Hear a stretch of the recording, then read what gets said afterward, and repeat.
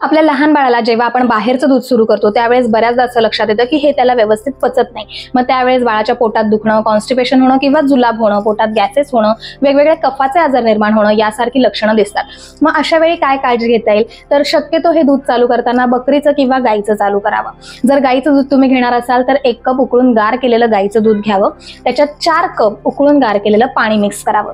आता त्यामध्ये 2 वावडिंगाचे दाणे, चिमूटभर सुंठ पावडर, चिमूटभर वेलची पावडर आणि पाव ते अर्धा चमचा खडी साखर असं टाकून ते चांगलं मिक्स करून थोडंसं उकळून घ्यावं। आता हे उकळलेलं दूध थोडं कोमट करावं, गाळून घ्यावं आणि मग ते बाळाला देण्यास सुरुवात करावी।